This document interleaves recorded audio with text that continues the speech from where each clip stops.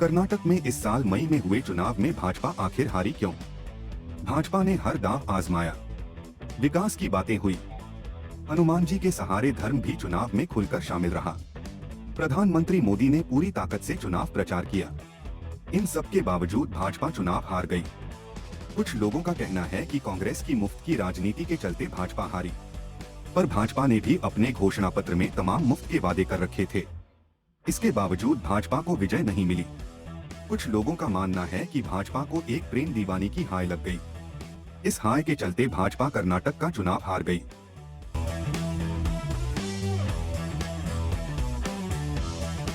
यह प्रेम दीवानी थी 19 साल की इकरा।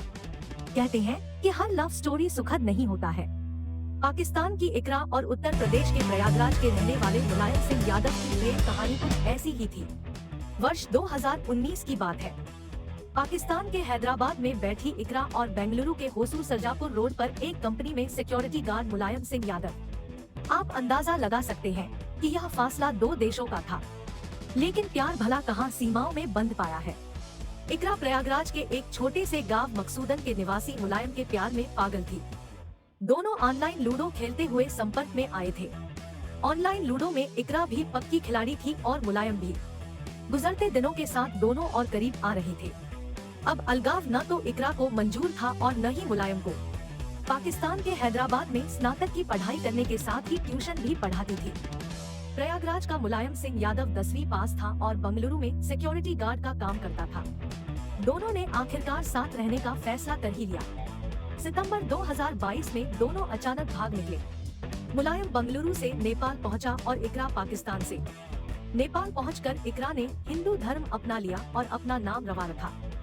दोनों ने नेपाल में ही शादी भी कर ली। बाद में दोनों नेपाल से बेंगलुरु आ गए। यहाँ इकरा मुलायम सिंह यादव के साथ सर्वेंट क्वार्टर में रहने लगी।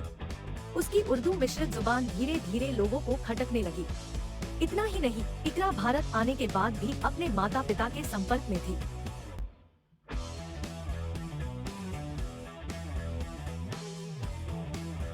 इकरा महज 19 साल की थी। अपने ऑनलाइन प्यार को पाने के लिए उसने बहुत बड़ा कदम उठाया था। उसने अपने गहने बेचकर पाकिस्तान से नेपाल तक का खर्चा जुटाया था। माँ बाप को छोड़कर वह भारत आई थी, पर इसके बावजूद वह अपने परिवार को भूल नहीं पाई थी। उसकी यही कमजोरी उसके सपनों पर भारी पड़ गई। इकरा व्हाट्सएप के माध्यम से अपने परिवार को कॉल करती थी। इसी के चलते इंटेलिजेंस एजेंसियों की निगाह में आ गई।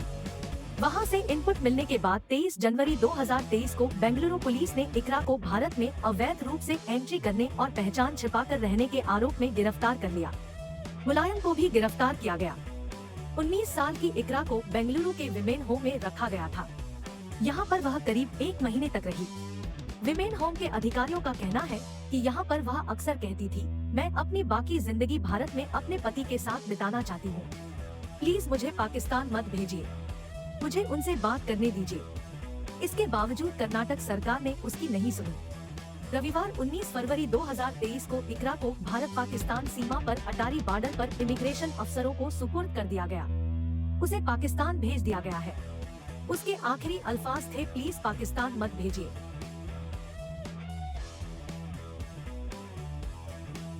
इसके बावजूद कर्नाटक की सरकार ने उसे जबरिया पाकिस्तान भेज दिया। पाकिस्तान पहुंचने के बाद इकरा लापता हो गई। सीमा हैदर का मामला सामने आने के बाद इकरा को ढूंढने की काफी कोशिश की गई।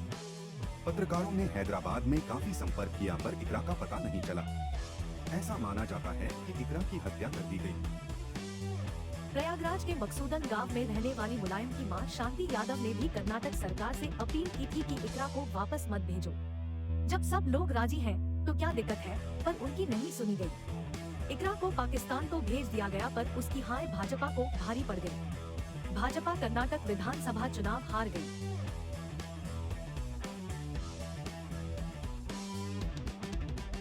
ऐसे हालात में क्या सीमा के साथ इकरा वाली गलती दोहराई जाएगी? लगता तो नहीं है। योगी सरकार फिलहाल तो सीमा हैदर की जांच में जुटी है।